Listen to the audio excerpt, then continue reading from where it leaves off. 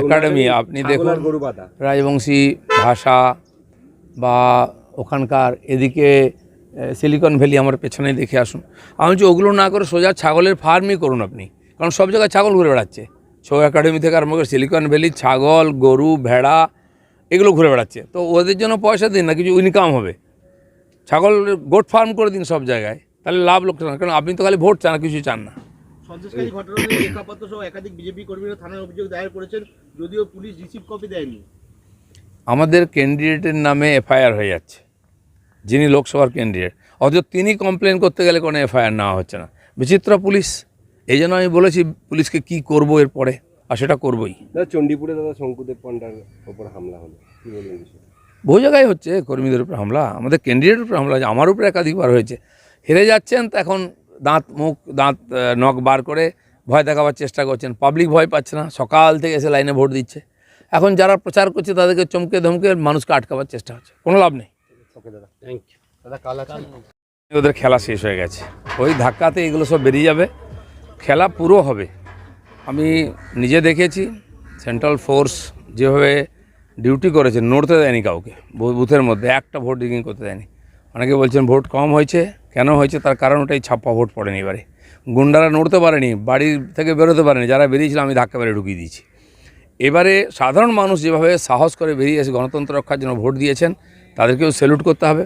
নির্বাচন কমিশনার খুব সিরিয়াস ছিল, সেন্ট্রাল ফোর্স দেখা দেখি পুলিশও অ্যাক্টিভ হয়েছে অনেক জায়গায়, কিন্তু তাদের জড়তা কাটতে দেরি লাগবে। এটাই হওয়া উচিত। এত পিসফুল, এত ভালো ভোটিং আমার মনে হয় ইদানিং হয়নি। প্রিয়াঙ্কা টিবরিওয়াল কালকে সন্দেশখালী গেছিলেন, একজন প্রতিবাদী তার সামনে মুখ খুলেছিলেন। তারপর তার মেয়েকে বাড়ি থেকে রাত্রের অন্ধকারে এক দুষ্কৃতী তুলে নিয়ে যাচ্ছিল, মেয়েটি চিৎকার করে, বাড়ির লোক ছুটে আসে, দুষ্কৃতী এলাকা ছাড়া হয়। ওখানকার মহিলারা যে রাত জাগছেন, বাস্তব পরিস্থিতিটা বাইরে থেকে বোঝা যাচ্ছে না কেন রাত জাগছেন। মহিলারাও সুরক্ষিত নন, পুরুষরাও সুরক্ষিত নন। পুরুষদেরকে পুলিশ দিয়ে ভয় দেখানো হচ্ছে, বাড়ি ছাড়া করা হচ্ছে, মহিলাদেরকে তুলে নিয়ে যাওয়া হচ্ছে বা তার উপরে অত্যাচার হচ্ছে। তো মাসের পর মাস যেভাবে ওখানকার মহিলারা নেতৃত্ব দিচ্ছেন এবং সেই আন্দোলনকে চালিয়ে যাচ্ছেন, সত্যি মানতে হবে যারা আন্দোলনজীবী আছেন তারা এটা কল্পনাও করতে পারে না। তারা সরকারি পয়সায় বিশেষ কোনো দেশ বিদেশ থেকে উৎসাহিতও করেন, কিন্তু ওইখানকার আদিবাসী উপজাতির মহিলারা যেভাবে লড়াই করছেন সারা ভারতবর্ষ, তারা দুনিয়ার সামনে তারা উদাহরণ রেখেছেন, তাদেরকে আমি প্রণাম করি। প্রসঙ্গে বলি, সিভিক ভলেন্টিয়ারের স্ত্রীকেও, সিভিক ভলেন্টিয়ারদের দেখা যেত যে তৃণমূলের হয়ে কাজ করছে, বিভিন্ন অভিযোগ একসময় এসছিল, সেই সিভিক ভলেন্টিয়ারের স্ত্রীকেও তুলে নিয়ে গিয়েছিল তাহানি। সব সিভিক ভলেন্টিয়ার তো আর টিএমসি নয়, তারা চাকরি পেয়েছেন।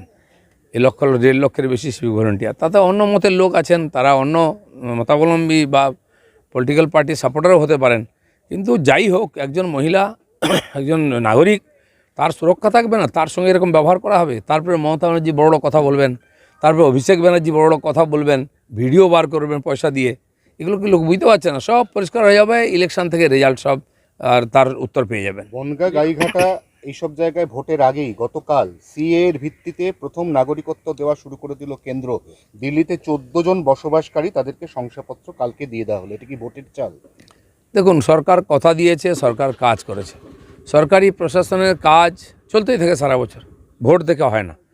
তা সেই জন্য যে বিল এসেছে, তারপরে রুল পাস হয়েছে, তার প্রসেস শুরু হয়ে গেছে। আমার তো মনে হয় যারা পেয়েছেন পাকিস্তান থেকে আসা, যারা উদ্বাস্তু, তারা পেয়েছেন।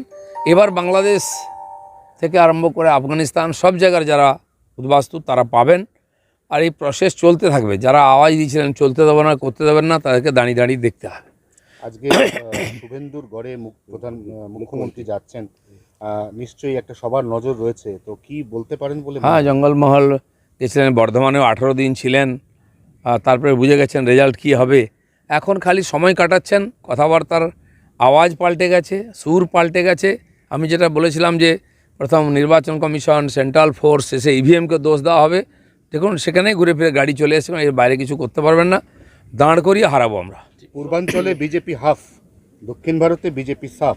জয়রাম রমেশের এই কথার পরই কালকে মুখ্যমন্ত্রী বলেছেন যে ইন্ডিয়া জোট সরকার করলে আমরা বাইরে থেকে সাপোর্ট দেবো। কোনো ভিতরে যেতেই পারবেন না, কারণ কেউ ডাকবে না, এমন জায়গায় পৌঁছে দেবো ওদেরকে না, কোনো রোলই থাকবে না সারা ভারতবর্ষে। গতবারে তবু তো ছিল, এবারে টিএমসিকে কেউ ডাকবে না, এমন সংখ্যা তারা পাবে। জয়রাম রমেশ কোথায় আছেন? তাদের নেতা রাহুল গান্ধী কোথায় আছেন? সব এক্স হয়ে গেছেন, এখন রিটায়ার্ড। সব রিজেক্ট, খালি রেজাল্ট হতে বাকি আছে। 2016 সালে